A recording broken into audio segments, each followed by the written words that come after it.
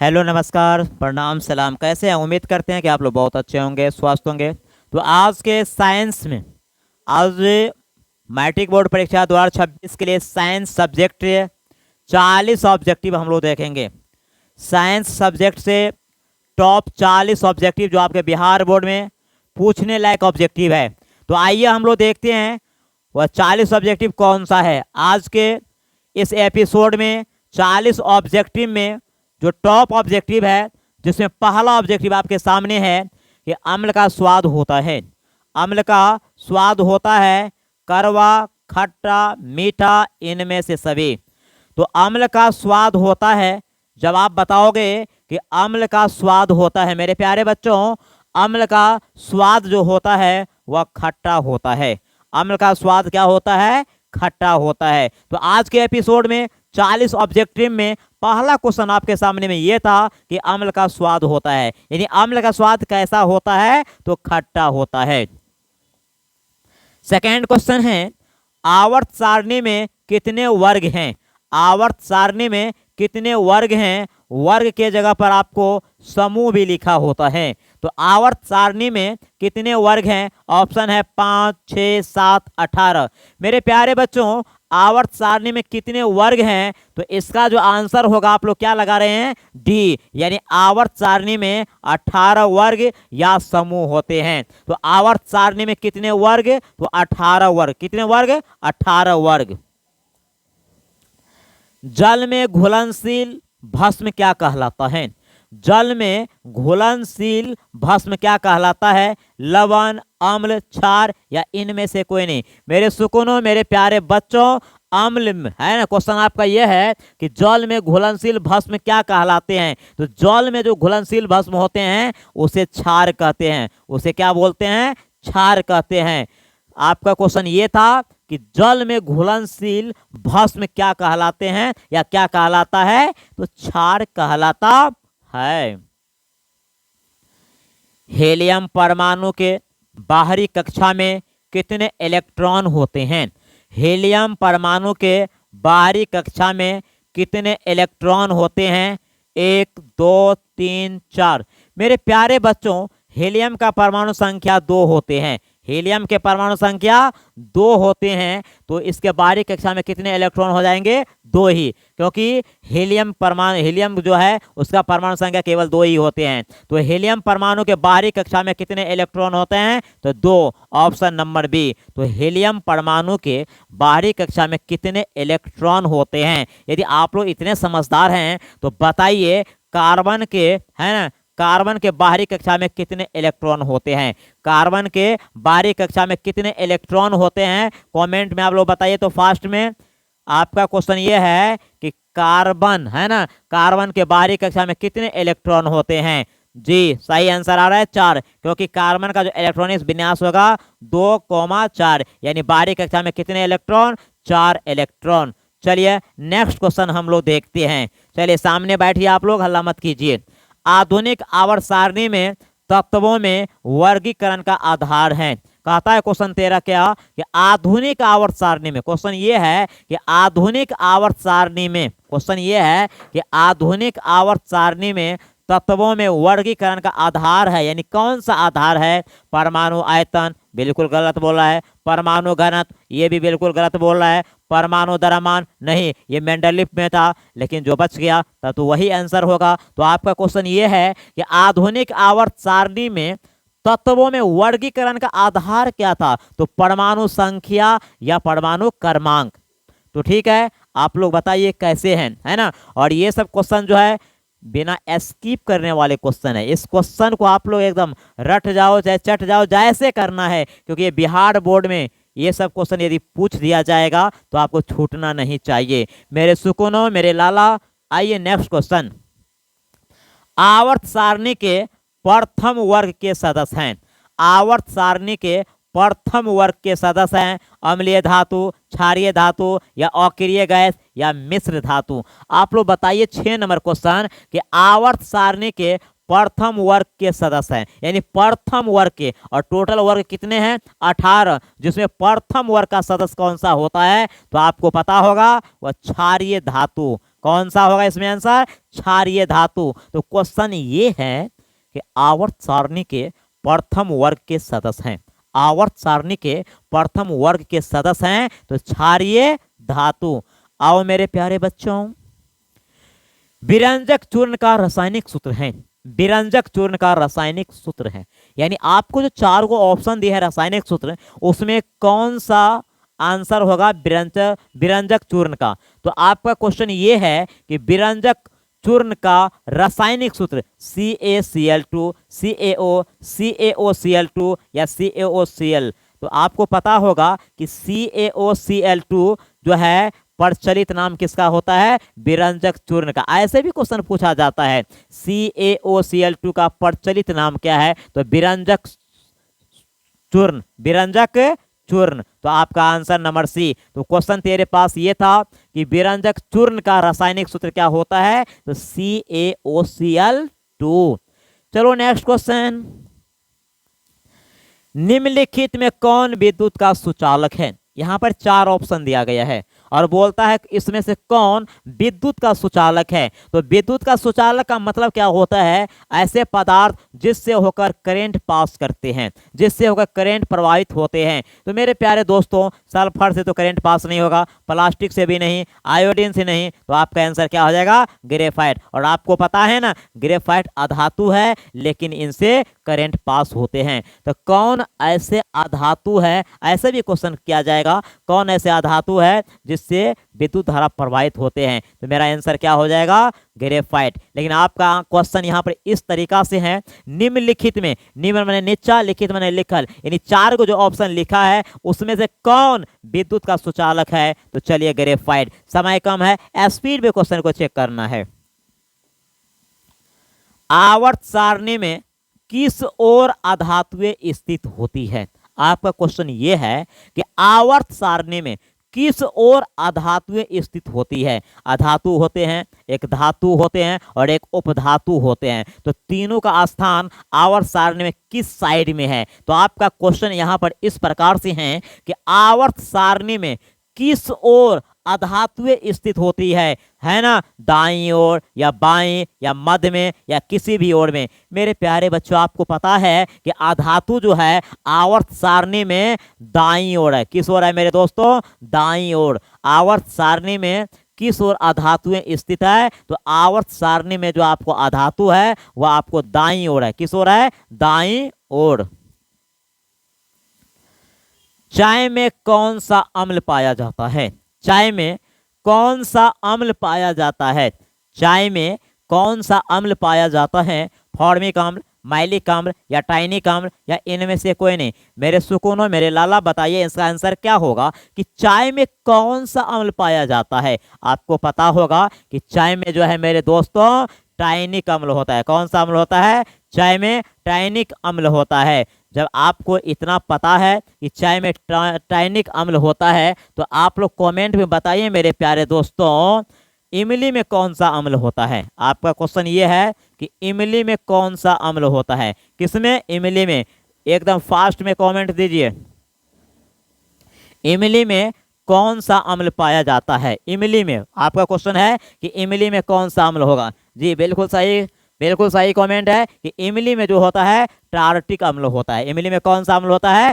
Tartaric अम्ल होता है। वाह जियो मेरे बिहार के लाला। बॉक्साइट किस धातु का अयस्क है? आपका क्वेश्चन यहां पर है कि बॉक्साइट, ध्यान दो इधर, बॉक्साइट किस धातु का अयस्क है? एल्युमिनियम का या लेड का या कॉपर का या सोडियम का? मेरे बच्चों, बॉक्साइट किस धातु का अयस्क है? यहाँ पे पूछा गया है कि बॉक्साइट जो है किस धातु का अयस्क है। इसका कोई कंसेप्ट नहीं है, याद करना ही पड़ेगा दोस्तों। तो एल्युमिनियम का जो प्रमुख अयस्क होता है वो बॉक्साइट होते हैं। लेकिन क्वेश्चन यहाँ पर अपोजिट कर दिया है कि बॉक्साइट किस धातु का अयस्क है? तो एल्युमिनियम का। बॉक्साइट किसका अयस्क है? एल्युमिनियम धातु का।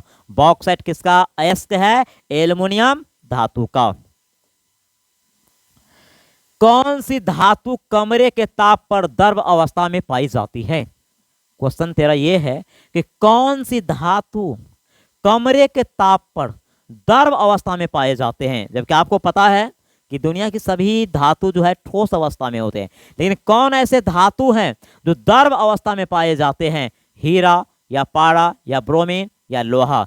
मेरे बच्चों, आपको पता होना चाहिए कि पारा जो है ये आपको धातु है, लेकिन ये कमरे के ताप पर, ये साधारण ताप पर, ये द्रव अवस्था में पाए जाते हैं। तो क्वेश्चन लास्ट बार सुनिए कि कौन सी धातु कमरे के ताप पर द्रव अवस्था में पाई जाती है? तो आंसर क्या होगा? पारा। इसी को मरकरी भी कहा जाता है, इसी को मरकरी भी कहा जाता है। लोहे की परमाणु संख्या है, बताइए लोहे की परमाणु संख्या। अब बिहार बोर्ड यदि ऐसे क्वेश्चन पूछ रहे हैं तो कुछ एलिमेंट का तो याद रखना पड़ेगा, कुछ तत्वों का परमाणु संख्या याद रखना पड़ेगा। तो यहाँ पर क्वेश्चन है लोहे की परमाणु संख्या क्या है? 23, 26, 24, 25। तो आपको पता होना चाहिए लोहे की परमाणु संख्या जो होते हैं मेरे प्यारे दोस्तों 26 होता है। लोहे की परमाणु संख्या क्या होता है? 26 होता है। लोहे की परमाणु संख्या 26 होता है। यदि आपको कुछ याद है तो आप लोग बताइए कैल्शियम का परमाणु संख्या कितना होता है?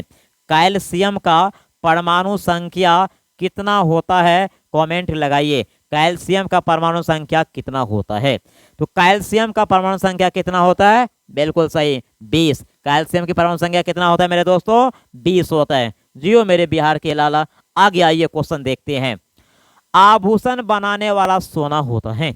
आभूषण जिसको हम लोग जेवर बोलते हैं, है ना, माँ बहन सब स्त्री लोग जो आपको आभूषण को प्रयोग करते हैं कान में नाक में, उसे ही आभूषण बोलते हैं। तो आपका क्वेश्चन ये है कि आभूषण बनाने वाला सोना होता है, यानी सोना को कैरेट में मापा जाता है, ठीक है। तो आभूषण बनाने वाला सोना होता है 22 कैरेट, 24 कैरेट, 16 कैरेट या 15 कैरेट। जबकि आपको पता है कि शुद्ध सोना जो होता है वह 24 कैरेट का होता है। शुद्ध सोना कितने कैरेट का होता है? 24 कैरेट के। लेकिन आपका क्वेश्चन यहाँ पर बदल गया है, आभूषण बनाने वाले सोना कितने कैरेट का होता है? तो 22 कैरेट के। कितने कैरेट के?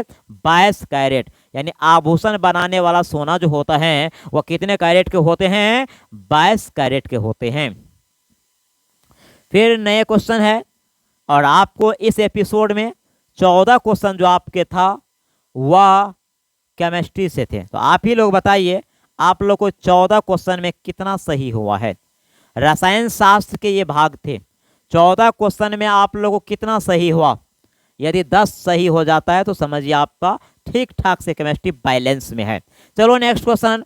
अब हम लोग चले आए हैं बायोलॉजी की दुनिया में, जीव विज्ञान की दुनिया में। क्वेश्चन है पादप में जाइलम उत्तरदायी है। पादप में यानी पेड़ पौधों में जाइलम उत्तरदायी है। एक जाइलम होते हैं, एक फ्लोएम होते हैं। तो आपका क्वेश्चन ये है कि पादप में जाइलम उत्तरदायी है जल का वहन के लिए, भोजन का वहन के लिए, अमीनो अम्ल का वहन के लिए, या इनमें से कोई नहीं? मेरे लाला आपको पता होगा ना, पादप में जो जाइलम होते हैं, पादप में जो जाइलम होते हैं वह जल यानी खनिज लवण का वहन करते हैं।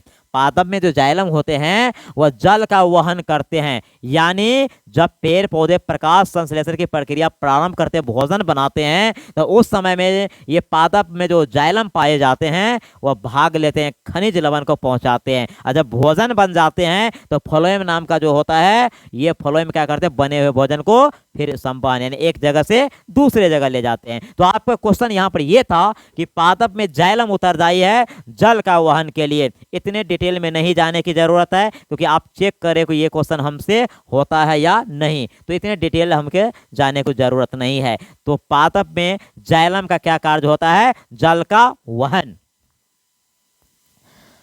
स्वपोषी भोजन के लिए आवश्यक है। अब स्वपोषी का मतलब होता है ऐसे जीव जो अपना भोजन स्वयं बनाते हैं। तो स्वपोषी भोजन के लिए आवश्यक है chlorophyll, Surya Prakash, H2O, CO2, इनमें से सभी। मेरे प्यारे बच्चों, जब पेड़ पौधा अपना भोजन बनाते हैं तो उसे पेड़ पौधे में यानी पत्तियों में ही क्लोरोफिल विद्यमान होते हैं यानी प्रेजेंट होते हैं।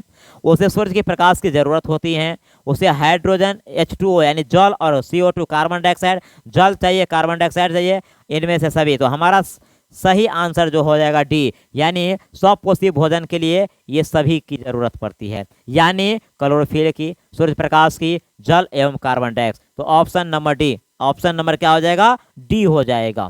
ठीक है, चलो नेक्स्ट क्वेश्चन देखो।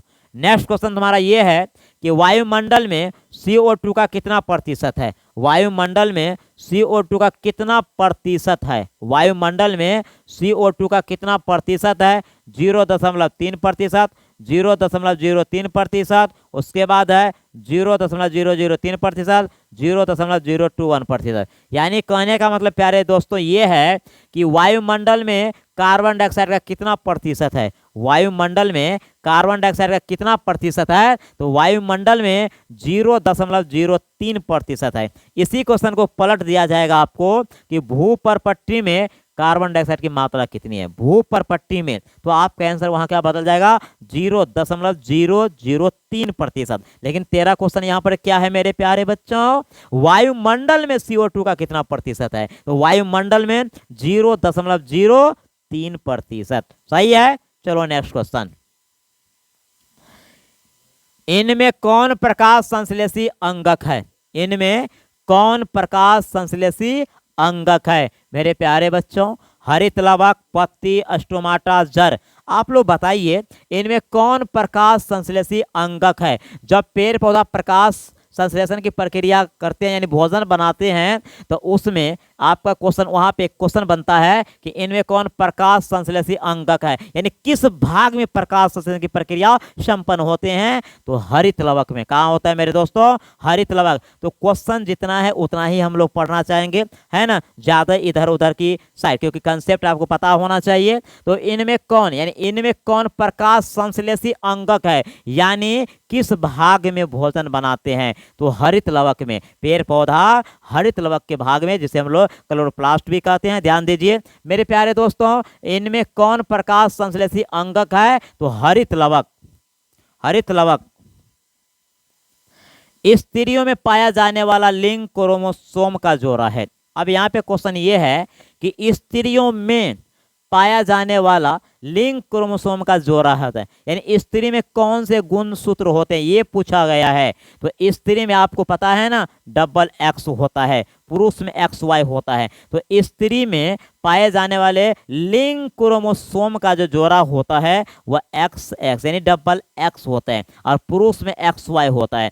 स्त्री और पुरुष में 22 जोड़ा ऑटोसोम होते हैं, और 23वां जोड़ा जो होता है वह क्रोमोसोम होता है। तो कितने जोड़े, तो यहाँ पर मनुष्य में कितने जोड़े गुणसूत्र होते हैं, 23, संख्या 46। लेकिन यहाँ पर क्वेश्चन ये है कि स्त्री में लिंग क्रोमोसोम पाए जाते हैं, यानी XX होते हैं। निम्नांकित में कौन लैंगिक जनन संचारित रोग नहीं है, निम्नांकित में से कौन लैंगिक जनन संचारित रोग नहीं है। यहाँ पे क्वेश्चन ये है कि निम्नांकित यानी निम्नलिखित में कौन लैंगिक जनन संचारित रोग नहीं है, एड्स, सिफिलिस, गोनोरिया, टाइफाइड। मेरे प्यारे दोस्तों समझने की बात यहाँ पर यह है कि निम्नलिखित में कौन लैंगिक जनन संचारित रोग नहीं है। ये टाइफाइड जो होता है ये आपको लैंगिक जनन से नहीं होता है, लेकिन एड्स जो है, सिफिलिस जो है, गोनोरिया जो है, ये आपको मेल फीमेल के, है ना, जब ये दोनों संपर्क बंधे रिलेशनशिप में आते हैं तब ये सब बीमारी पनप जाते हैं। लेकिन टाइफाइड जो है इससे इसका कोई कनेक्शन नहीं है। तो क्वेश्चन आपका ये है कि निम्नांकित में से कौन लैंगिक जनन संचारित रोग नहीं है, तो हम लोग टाइफाइड के साथ जाएंगे, है ना। और ये सब क्वेश्चन जो आप देख रहे हैं ना, ये सभी ओरिजिनल बुक से क्वेश्चन है, कोई ऐसा क्वेश्चन नहीं है जिसको आप स्किप कर सकते हो। चलो पुनः नेक्स्ट क्वेश्चन, नर युग्मक एवं मादा युग्मक के संगलन को कहते हैं। नर युग्मक और मादा युग्मक के संगलन को कहते हैं, नर युग्मक एवं मादा युग्मक के संगलन को कहते हैं किण्वन, निषेचन, अंकुरन, परागन। मेरे प्यारे बच्चों आपका क्वेश्चन ये है कि नर युग्मक एवं मादा युग्मक के संगलन को कहते हैं, संगलन को क्या कहते हैं, तो आपको पता है ना, इसे हम लोग निषेचन कहते हैं। जो नर युग्मक एवं मादा युग्मक के संगलन को क्या कहते हैं, हम लोग निषेचन कहते हैं। मेंडल ने अपने प्रयोग के लिए बगीचे में उगाए जाने वाले किस पौधे का चयन किया था। इस क्वेश्चन को शॉर्ट कोर्स में ऐसे भी पूछते हैं, मेंडल ने किस पौधे पे अपना प्रैक्टिकल किया था, है ना। तो यहाँ पर क्वेश्चन आपका इस प्रकार से दिया गया है कि मेंडल ने अपने प्रयोग के लिए बगीचे में उगाए जाने वाले किस पौधे का चयन किया था। मेंडल साहब ने प्रयोग जो किए थे तो किस पौधे पे किए थे, साधारण मटर, उड़हुल, गुलाब, शहदूत। है ना। तो आपको पता है कि वो साधारण मटर है ना, किस पौधे पर, साधारण मटर पर, यानी मेंडल साहब ने अपना प्रयोग जो किए थे वह मटर के पौधे पे। तो यहाँ पे आपको लिखा है साधारण मटर, तो हम लोग भी ऑप्शन में जाएंगे साधारण मटर। पत्तियों में गैसों का आदान प्रदान कहाँ होता है? पत्तियों में गैसों का आदान प्रदान कहाँ होता है? सिरा में, रंध्र में, मध्य सिरा में, इनमें से कोई नहीं। मेरे प्यारे दोस्तों, आप लोग देखते होंगे पत्तियों जो होता है, पत्ती इसमें छिद्र होता है ना, इसे छिद्र को हम लोग रंध्र कहते हैं। और ये छिद्र का क्या काम होता है? गैसों का आदान प्रदान करना। तो क्वेश्चन आपका ये है कि पत्तियों में गैसों का आदान प्रदान कहाँ होता है? तो रंध्र के द्वारा। किसके द्वारा? रंध्र के द्वारा, जिसको हम लोग छिद्र भी बोलते हैं। तो पत्तियों में गैसों का आदान प्रदान जो है रंध्र के द्वारा होता है। किस छिद्र द्वारा ग्रसनी ग्रास नली से जुड़ा होता है? किस छिद्र द्वारा ग्रसनी ग्रास नली से जुड़ा होता है? निगल द्वार, कंठ द्वार, मल द्वार, इनमें से कोई नहीं। बताओ मेरे प्यारे दोस्तों, इसका आंसर क्या होना चाहिए? आपका क्वेश्चन ये है कि किस छिद्र द्वारा ग्रसनी ग्रास नली से जुड़ा होता है? तो क्या आंसर हो जाएगा? निगल द्वार। किसके द्वारा? निगल द्वार के। तो आपका क्वेश्चन ये था कि किस छिद्र द्वारा ग्रसनी ग्रास नली से जुड़ा होता है? तो निगल द्वार, है ना। किस छिद्र के द्वारा? निगल द्वार के द्वारा। प्रकाश संश्लेषण प्रक्रम में निम्नलिखित में क्या नहीं होता? जब प्रकाश संश्लेषण की प्रक्रिया होता है पेड़ पौधा में, तो उस समय में कौन सी घटना नहीं होते हैं, है ना। तो देखिए, पानी का टूटना, पानी तो भाई टूटता है। CO2 का मुक्त होना, ये गलत बात है, ये लेता है। CO2 का मुक्त होना, हाँ ये मुक्त होता है। CO2 का उपयोग कार्बन डाइऑक्साइड उपयोग करता है। लेकिन क्वेश्चन क्या पूछा है कि प्रकाश संश्लेषण प्रक्रिया में निम्नलिखित में क्या नहीं होता है? तो CO2 का मुक्त होना नहीं, ऑक्सीजन मुक्त होता है, कार्बन डाइऑक्साइड लेते हैं। इसीलिए ऑप्शन नंबर बी, प्रकाश संश्लेषण प्रक्रिया में निम्नलिखित में क्या नहीं होता है? तो कार्बन डाइऑक्साइड का मुक्त होना, ये गलत है, ये वायुमंडल से कार्बन डाइऑक्साइड लेते हैं। वैसे पौधे जो पोषण के लिए सड़ी गली चीजों पर आश्रित रहते हैं, वे क्या कहलाते हैं? एकदम परिभाषा ही पूछ दिया है कि वैसे पौधे जो पोषण के लिए सड़ी गली चीजों पर आश्रित रहते हैं, वे क्या कहलाते हैं? तो मेरे प्यारे बच्चों, मृतजीवी कहलाते हैं। क्या कहलाते हैं? मृतजीवी। ऐसे प्राणी जो सड़े गले पदार्थों को अवशोषण करते हैं, उसे मृतजीवी पदार्थ कहते हैं या मृतजीवी कहते हैं। आहार नाल का सबसे लंबा भाग है।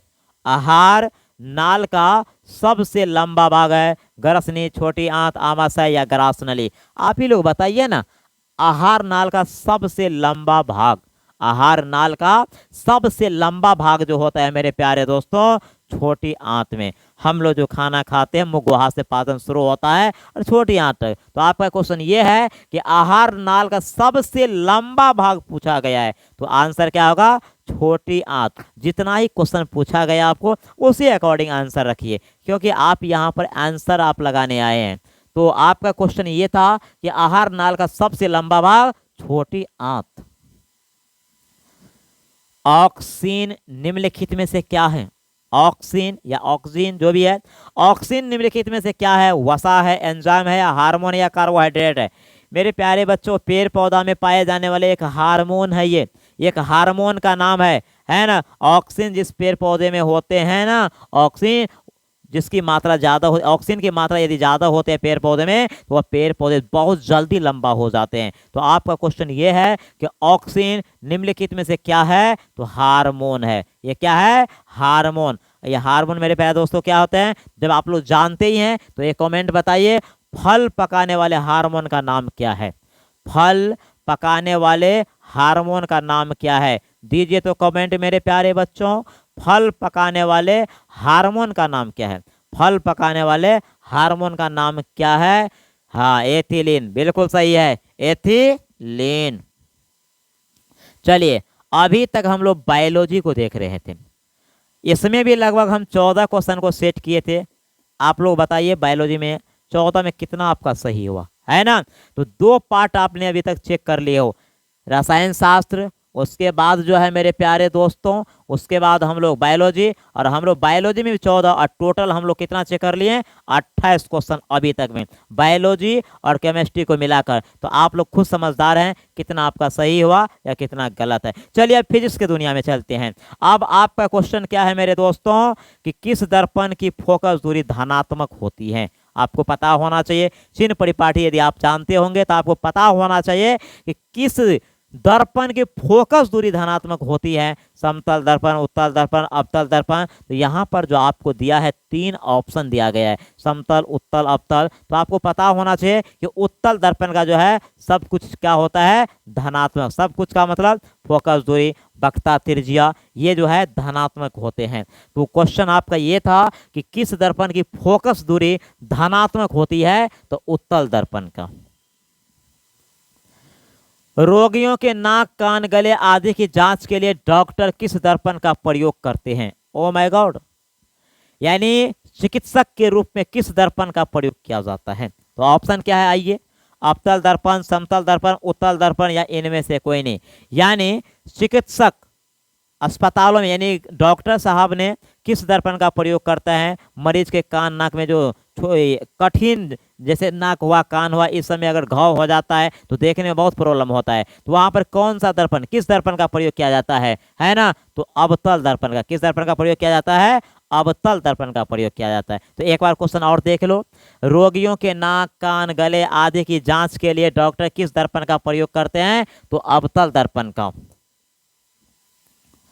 निम्न में से कौन सा पदार्थ लेंस के लिए प्रयुक्त नहीं किया जा सकता है। और ये क्वेश्चन आपको ओरिजिनल बुक से लिया गया क्वेश्चन है, यदि पूछेगा तो ऑप्शन भी चेंज नहीं होगा। क्वेश्चन ये है कि निम्न में से कौन सा पदार्थ लेंस के लिए प्रयुक्त नहीं किया जाता है। जल, कांच, प्लास्टिक, मिट्टी। मेरे प्यारे दोस्तों, मिट्टी का लेंस नहीं बन सकता है ना। तो ऑप्शन नंबर डी, किसके साथ जाएंगे हम लोग, ऑप्शन नंबर डी के साथ हम लोग जाएंगे।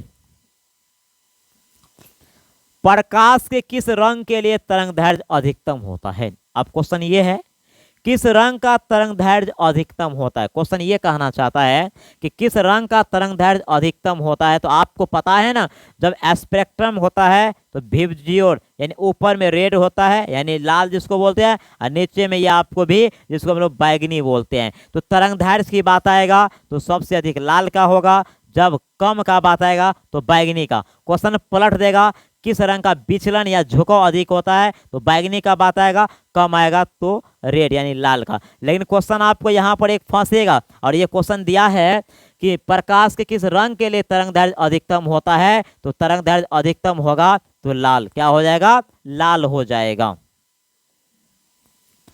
निकट दृष्टि दोष दूर करने के लिए किस लेंस का व्यवहार होता है। अब बात समझिए, निकट दृष्टि दोष की बात आ गया। निकट दृष्टि दोष का मतलब होता है निकट की वस्तु साफ साफ दिखाई देगा लेकिन दूर का नहीं।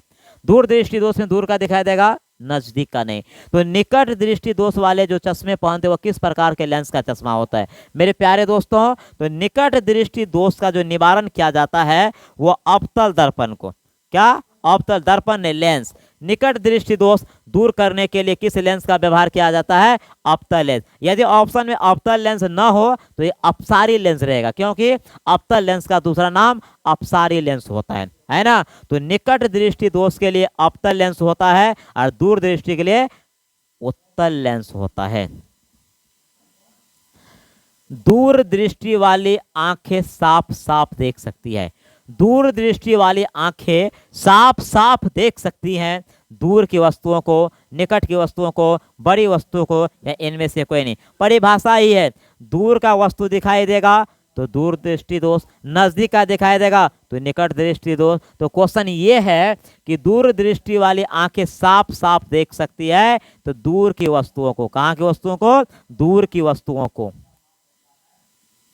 डायनेमो यांत्रिक ऊर्जा को किस ऊर्जा में परिणत करता है। डायनेमो, डायनेमो जो है मेरे प्यारे दोस्तों, जिसको हम लोग जनित्र बोलते हैं, जिसको हम लोग जनित्र भी बोलते हैं, तो डायनेमो यांत्रिक ऊर्जा को किस ऊर्जा में परिणत करता है, जिसको हम लोग दर्द याद में जनरेटर भी बोल देते हैं। तो आइए, ध्वनि ऊर्जा, विद्युत ऊर्जा, सौर ऊर्जा, तो हम लोग जाएंगे किसके साथ, विद्युत ऊर्जा में। जब लाइन कट जाता तो बोलता है ना जनरेटर चला दो। तो क्वेश्चन आपका ये है कि डायनेमो यांत्रिक ऊर्जा को किस ऊर्जा में परिणत करता है, तो विद्युत ऊर्जा में। किस ऊर्जा में, विद्युत ऊर्जा में। तो आपका आंसर यहाँ पर बी हो जाएगा। लेंस की क्षमता का मात्रक क्या होता है, बहुत अच्छे क्वेश्चन है कि लेंस की क्षमता का ऐसा मात्रक क्या होता है। मेरे प्यारे दोस्तों, आप लोगों को पढ़ाया गया होगा P बराबर ओमेगा F, है ना। तो यहाँ पर क्वेश्चन है लेंस की क्षमता का मात्रक क्या होता है। तो लेंस की क्षमता का मात्रक देखो, जूल, वाट, डायप्टर, अर्ग। जी बिल्कुल ये गलत है। ऊर्जा का मतलब जूल होता है, शक्ति का मतलब वाट होता है, और आपको ये लेंस की क्षमता का जो मात्रक होता है वो डायोप्टर होता है, जिसको हम लोग डी से भी सूचित करते हैं। तो लेंस की क्षमता का मात्रक क्या होता है, डायोप्टर। क्या होता है, डायोप्टर होता है। लघु पतन के समय परिपथ में विद्युत धारा का मान, अच्छा, जिसे शॉर्ट सर्किट भी बोलते हैं। लघु पतन के समय परिपथ में विद्युत धारा का मान क्या होता है, बहुत कम हो जाता है, परिवर्तित नहीं होता है, बहुत अधिक बढ़ जाता है, या निरंतर परिवर्तित होता है। मेरे प्यारे सुकूनों, लघु पतन के समय परिपथ में विद्युत धारा का जो मान होता है वो बहुत अधिक बढ़ जाता है, बहुत अधिक बढ़ जाता है। लघु पतन को ही शॉर्ट सर्किट कहते हैं। तो लघु पतन के समय विद्युत परिपथ में क्या होता है, तो विद्युत धारा का मान बहुत अधिक बढ़ जाता है। विद्युत फ्यूज विद्युत धारा के किस प्रभाव पर कार्य करता है। क्वेश्चन ये है कि विद्युत फ्यूज जो होते हैं विद्युत धारा के किस प्रभाव पर कार्य करता है। विद्युत फ्यूज जो होते हैं, विद्युत फ्यूज विद्युत धारा के किस प्रभाव पर कार्य करता है, उष्मीय, चुंबकीय, रासायनिक, या इनमें से कोई नहीं। मेरे प्यारे बच्चों, उष्मीय प्रभाव पर काम करता है। क्या, विद्युत फ्यूज विद्युत धारा के उष्मीय प्रभाव पर कार्य करता है। वोल्ट मीटर को विद्युत परिपथ में कैसे जोड़ा जाता है। वोल्ट मीटर का बात आया है, एक आमीटर होता है और एक वोल्ट मीटर होता है। तो आप लोग पढ़े होंगे कि आमीटर को श्रेणी क्रम में जोड़ा जाता है, लेकिन यहाँ पर क्वेश्चन क्या है, वोल्ट मीटर को किस क्रम में जोड़ा जाता है। मेरे दोस्तों, पार्श्व क्रम में, या पार्श्व क्रम का दूसरा नाम होता है समांतर क्रम में। तो वोल्ट मीटर को समांतर क्रम या पार्श्व क्रम, है ना। चलो, इस एपिसोड का लास्ट क्वेश्चन मेरे प्यारे दोस्तों, विभव का मात्रक होता है। विभव का मात्रक होता है तो वोल्ट, एम्पियर, कूलम, वाट।